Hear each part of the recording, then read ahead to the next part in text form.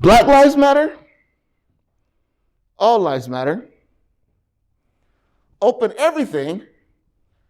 Slow your roll. Masks. No masks.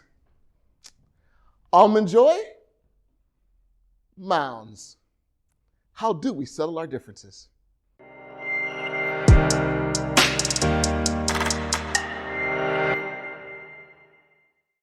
Welcome back to The Weekly. My name is Ken Ballard Jr. I'm the pastor here at Encounter Community Church.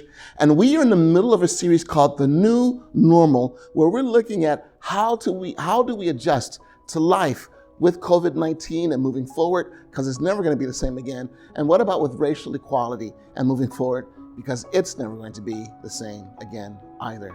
And here's one of the things I've noticed over the last few weeks, specifically last week, is there are so many people with differing opinions, and they feel very strongly about those opinions and what they believe.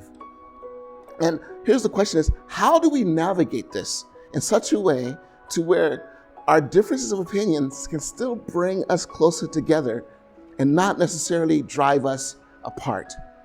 In our message last Sunday, we talked about an encounter that Jesus had with a woman who was the polar opposite of him and how he navigated that. If you have not had a chance to watch it, go ahead, head over to our YouTube channel, Facebook page, as well as our website, and you can watch the replay of the message there. But with that in mind, here's one of the things that he was able to do with her, is he was able to help her to identify her deep need. He used the metaphor of water and offered her something that would quench her thirst. But in order to identify her thirst, she had to identify her need.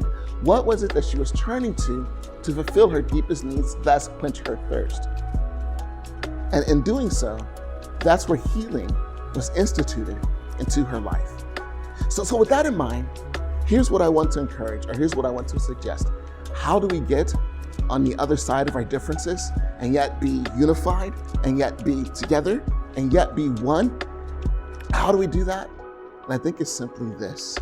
Many times when I've seen the debates over the course of the last few weeks, what people have argued is their point. And so I disagree with you on your point, you disagree with me on my point. But here's what we fail to consider, is maybe underneath that point, there's a need. And if we can begin to identify what that need is and acknowledge what that need is, even if we disagree on the solution, at least we will still feel like we've been heard. For people that are asking you to wear a mask, maybe they're asking you because they're trying to protect their livelihood. Maybe they're trying to keep their store open. In some states, it's a requirement to have people wear masks when they come into the store. So they're asking you to help keep their business open. Or maybe what they're asking you to do is to protect their health. When you wear a mask, you help to protect their health, help them to keep their business open, help them to be able to pay their rent, because they don't want to risk getting sick, because if they do, they could lose everything. Or maybe they're talking about not wearing a mask. And maybe they're asking not to wear a mask because they just want to breathe better. I get it. Or maybe we just don't want that mask.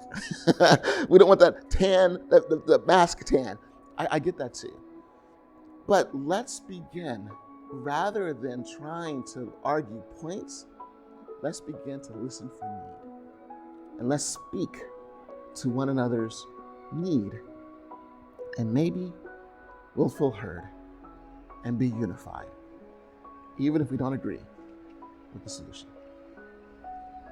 Well, I hope that this has been an encouragement to you. If so, please head over to our Facebook page if you're watching there. Follow us if you're watching on IGTV. Then also follow us on our profile. If you're watching on YouTube, our watermark, our logo is right beneath me. It's also going to pop up next to me.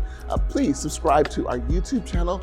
That way, in all those cases, when we post new things, you'll receive notifications, and that way you can be uplifted and encouraged as well.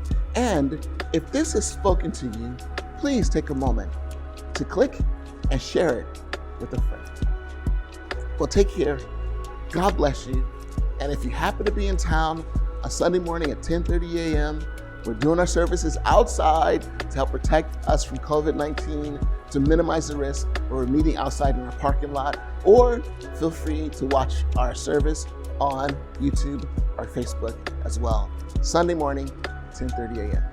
Well, take care. God bless you, and we'll see you again soon.